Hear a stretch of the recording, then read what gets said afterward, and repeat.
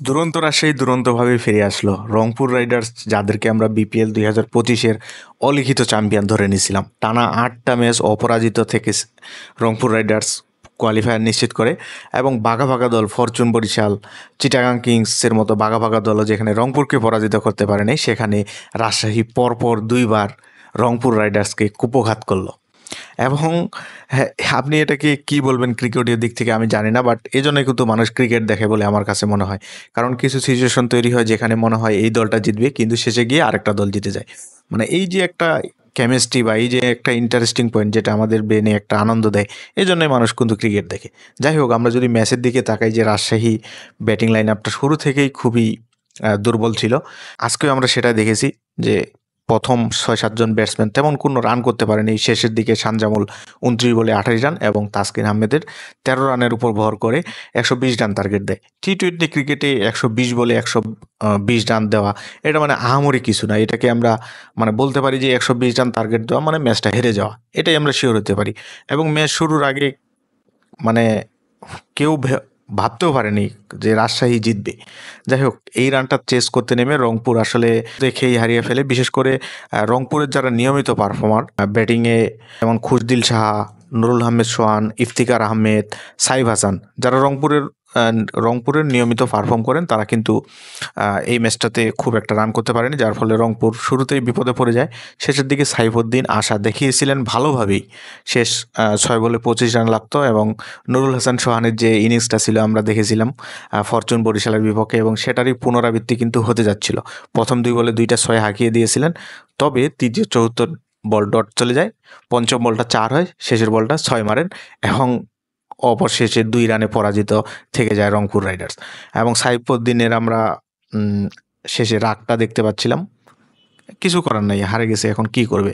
31 বলে 52 রানের দারুণ একটা ইনিংস খেলেছেন। এবং রাকিবুল হাসানের কথা না বললেই নয়, 22 বলে 20 রান করে সাইফুদ্দিনকে একটা যোগ্য সঙ্গ দিচ্ছেন। এখন আমরা যদি এই ম্যাচটা দেখি, যে এটা আসলে বলতে পারি যে কাকতালীয় ব্যাপার বা ভাগ্যে থাকলে পাবো, এরকম অনেক কিছুই বলতে পারি। বাট আমি বলবো যে এখানে রাজশাহী যেমন ইন্ডিভিজুয়ালি ব্যাটিং যে ভালো করে নাই, এটা তো শিওর। এবং ইন্ডিভিজুয়ালি যে জিতছে সেটাও না। বিষয়টা হলো রংপুর রাইডার্স এখানে খারাপ খেলছে এবং রাজশাহী সেই সুযোগটা পেয়ে জিতে গেছে ম্যাচটা, এটাই হলো ক্লিয়ার।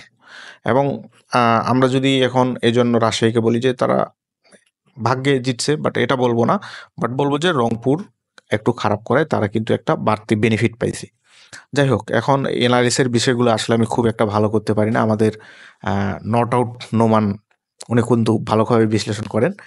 এবং রাজশাহীর যে ম্যানেজমেন্ট, এটা নিয়ে একটু বলতে চাই, যে বিশেষ করে রাজশাহীকে নিয়ে সকালেই তারা হোটেল পাল্টিয়েছে। আপনারা নিউজগুলো দেখতেছেন, হোটেল পাল্টিয়েছে, হোটেল ছেড়ে আরেক হোটেলে যাচ্ছে। এবং আজকেও একজন বিদেশি প্লেয়ার নেই। এই টিমটা নিয়ে তারা রংপুরের বিপক্ষে ম্যাচ জিতে গেল। তো বিপিএল ইতিহাস তো হয়ে থাকবে এই জিনিসটা দিয়ে, যে বিপিএলে একটা ফ্র্যাঞ্চাইজিতে একজন বিদেশিও খেলে নাই, সব দেশি প্লেয়ার নিয়ে মাঠে নামছে এবং জিতে গেছে, তাও আবার 120-এর মতো একটা স্কোর করে। তো আমি বলতে চাই যে আসলে বিষয়গুলো আসলে দুঃখজনক। একবার ভাবুন যে প্লেয়াররা 8-10টা ম্যাচ অলরেডি খেলে ফেলেছে, শেষের দিকে চলে এসেছে, তারা এখনো টাকা পাচ্ছে না। মানে এটা এটা কি হতে পারে? এটা হচ্ছে দুঃখজনক হতে পারে না। বিশেষ করে আমরা প্রত্যাশা করেছিলাম এবারের বিপিএলটা হয়তো আলাদা রকম হবে, কিন্তু এতটাই যে আলাদা রকম হবে ভাবিনি। ফলে বিদেশি প্লেয়ার থাকতেছে না, তারা হোটেলের দরজা বন্ধ করে থাকতেছে। এই যে অনাকাঙ্ক্ষিত বিষয়গুলো, এগুলো আসলে বিপিএলের ভাবমূর্তি নষ্ট করতেছে। এবং বিপিএলকে সামনে এগিয়ে নিতে হলে এই ধরনের মানুষকে ছাঁটাই করা দরকার। এটুকুই বলবো। এবং সবশেষে বলবো রাজশাহীকে অভিনন্দন, প্লে অফে তারা দারুণভাবে লড়াইয়ে টিকে আছে। সামনের ম্যাচটা রয়েছে সিলেট স্ট্রাইকারের বিরুদ্ধে, এবং সেই ম্যাচটা যদি জিতে যায় তাহলে রাজশাহীর প্লে অফটা কনফার্ম, এটা ধরে নিতে পারেন। যাই হোক, অভিনন্দন রাজশাহী।